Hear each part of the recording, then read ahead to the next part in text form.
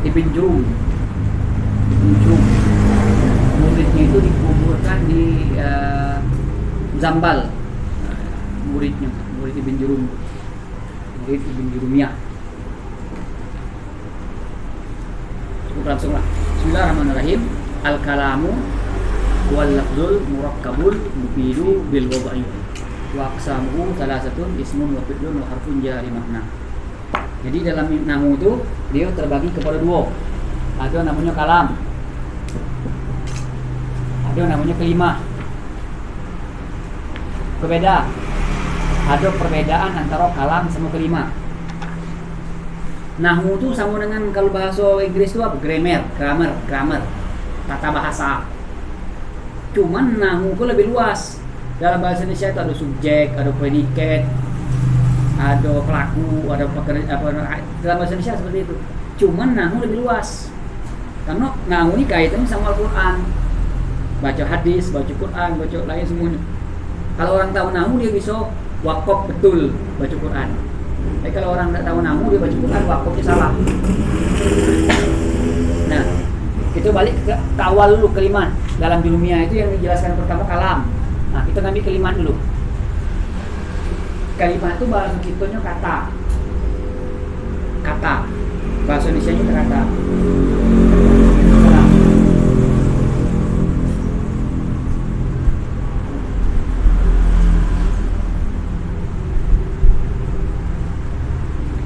Kalimat bahasa kita itu sama dengan kata. Dalam bahasa Indonesia itu ada kata kerja, ada kata benda,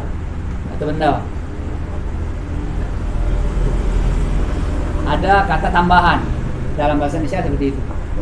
Nahwu pun macam itu juga. Ada kata benda, isim, ada kata kerja, PL, isim PL huruf. Nah, itu kalimat, bukan kalam. Jadi kalau kalimat ada kata benda, ada kata kerja, ada kata tambahan. Kata kerja itu kalimat, bagian daripada kalimat. Jadi kalau ditanya apa kalimat, berarti jawabannya antara isim, PL, huruf. Itu kalimat. Lain hal kalau kalam. Beda kalimat dengan kalimat dalam nahwu dengan kalimat dalam bahasa Indonesia. Kalau kita bahasa Indonesia itu sering dengar kalimat. Ada kata. Kalau kalimat dalam bahasa Indonesia itu susunan beberapa kata. Namanya kalimat dalam bahasa Indonesia. Kalau dalam nahwu dah. Kalau kata seko-seko.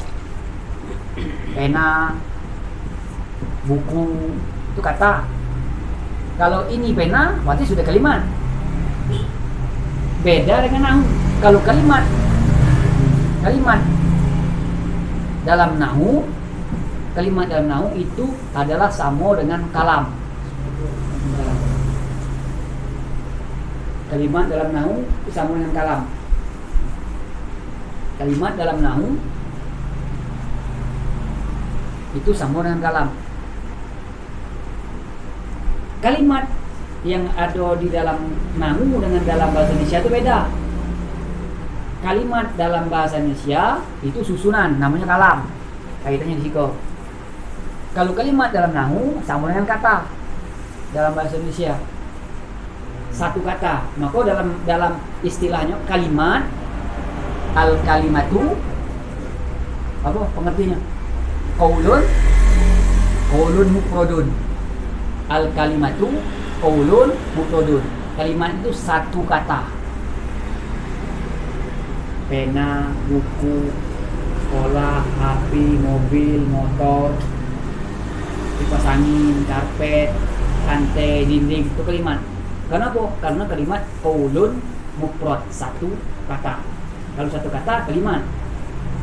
Nah, Quran itu isinya isim PL huruf. Itu isi Quran. Tak ada yang bukan isim, bukan PL, bukan huruf. Pasti isim PL huruf. Nah, hadis pun begitu juga. Dalam bahasa Arab itu semuanya isim PL huruf. Nah, saya ulang lagi. Jadi kalau kalimat itu qaulun mufradun, satu kata. satu kata nih. Meja, bangku, kursi. Dalam bahasa Indonesia, dalam bahasa Arabnya namanya kalimat. Apa disebut dengan qaulun mufradun.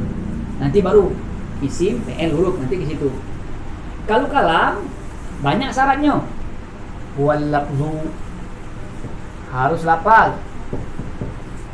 Al murakkabu harus murakkab. Al mufidu harus mufid. Al wad'u harus wad'. Kalau kalimat cukup satu kata. Pensil, buku, jalan, motor, mobil, lampu, kipas, tas, buku, gitar, dan lain sebagainya. Itu kalimat karena dia qaulun mufradun. Kalau kalam dia tersusun daripada beberapa kata atau dalam beberapa kalimat. Nah, nanti begitu. Kita balik ke kalimat lagi. Maka kalimat itu satu kata. Dalam satu kata itu terbagi kepada satu kata kerja, kata benda, dan kata huruf. Dalam satu kata itu terbagi kepada kata benda dan kata kerja. Kata benda, kata kerja dulu. Makan, minum, berjalan, berlari. Itu kata kerja. Berarti ini namanya kalimat. Bentuk dalam bahasa Arabnya berarti disebut dengan kalimat fi'il. Nanti kita tengok tanda siko-siko. Itu apunya ben secara garis besarnya ben. Memukul, menolong, membunuh, mencaci, lagi melihat, tersenyum, membuka, menutup, itu kata kerja semuanya. Maka karena dia kata kerja, maka dia disebut dengan PL. Dia disebut dengan PL. Kalau dia berupa kata benda, pena, buku, papan tulis, motor, mobil, spidol, HP, handset, dan lain sebagainya, maka dia kata benda. Kalau kata benda dalam bentuk bahasa Arabnya berarti dia adalah kalimat isim. Berarti dia kalimat isim. Jadi kalau satu-satu semuanya kalimat. Contoh bismillah, Bismillahirrahmanirrahim. Ini kalimat, ini kalimat, ini kalimat, ini kalimat, ini kalimat. Kalau siko-siko, karena qaulun mufradun, satu kata. Tengok lagi dia, kata kerja kah, kata benda kah, atau kata tambahan. Tinggal lagi pilih apa huruf, apa isim, atau PL, dan lain sebagainya.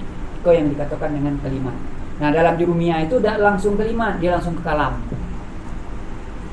Nah, nanti kita tengok isi seko-seko apa itu tanda kalimat. Kemudian dalam kalam pertama dia lafaz. Kalamiko, setiap kalam di dalam kalam itu ada kalimat. Karena apa? Karena kalimat kalamiko susunan daripada beberapa kalimat. Kalamiko adalah susunan daripada kalimat. Satu kalimat belum, dua kalimat, tiga kalimat, maka dikatakan dengan kalam. Tapi dengan syarat, 4 syaratnya. 4. Pertama dia lafaz, kedua dia murakkab, ketiga dia mufid, keempat dia wadh'. 4 syaratnya. Lafaz itu apa? As-sautu al-mustamil ala ba'd al-huruf al-hijaiyah. As-sautul mustamil ala ba'dil hurufil hijaiyah. Lafaz suara yang ada huruf hijaiyahnya. Kalau ada suara yang ada huruf hijaiyah, a, ba, ta, tha, jim, ha, ho sampai lam, alif, hamzah, ya, maka dia dikatakan lafaz. Maka kalau selain daripada huruf hijaiyah, itu dah dikatakan lafaz. Ka sautit tabl, seperti suara gendang, seperti suara binatang, seperti suara motor, suara mobil, itu bukan lafaz. Kenapa? Karena tidak mengandung huruf hijaiyah. Kalau dia mengandung huruf hijaiyah, maka dia dikatakan lafaz. Kemudian baru murakkab. Syarat kedua, dia tersusun. Min kalimatain fa'aksar. Tersusun dari 2 kalimat Dua kalimat, dua kata maksudnya. Ini tadi. Susunan. Kalau dia dewean namanya kalimat. Kalau itu susun daripada dua, kalimatnya 2 ekor, atau 3 ekor, atau 4 ekor, atau lebih, maka dia dikatakan kalam. Kalau dia dewean, namanya kalimat. Kalau dia 2, 3, atau lebih, maka namanya kalam. Syarat kalam yang pertama, dia harus bahasa Arab. Syarat harus ada huruf hijaiyah. Syarat yang kedua, dia harus 2 kalimat, 2 susunan kalimat. Kalau babun artinya pintu, itu baru kalimat. Haza baru kalimat, karena seko. Qaulun mufradun, satu kata. Doroba kalimat. Yadribu kalimat. Dorban kalimat. Doribun kalimat, karena seko. Ketika kita gabung, haza babun, tersusun daripada haza dan babun. Kalau hazanya kalimat, kalau babunnya kalimat. Nah, tersusun antara kalimat haza dengan kalimat babun, maka namanya kalam. Susunan antara kalimat haza dengan kalimat babun, maka namanya adalah kalam. Doroba kalimat. Kalimat apa nanti kita bahas kalimatnya. Muhammadun kalimat. Muhammadun kalimat, karena dia bukan kata kerja berarti kalimatnya isim.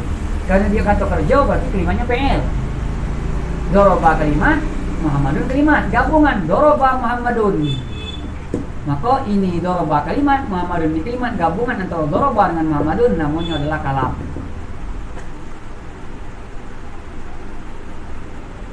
Doroba kalimat, Muhammadun kalimat, gabung doroba Muhammadun namanya kalam. Maka kalau kalimat adalah qaulun mufradun, satu kata. Kalau kalimat, kalau kalam dia harus lapas berbahasa Arab dulu, kemudian tersusun daripada 2 atau lebih paksa. Mufid. Mufid itu ma apa ada faidatan yahsunus sukun. Mufid itu ma apa ada faidatan, orang yang dengar langsung ngerti, orang yang dengar itu langsung paham. Itu namanya mufid. Berarti kalau butuh kepada penjelasan lain, maka dia belum mufid. Belum mufid. Kalau dia belum mufid, otomatis dia belum kalam. Karena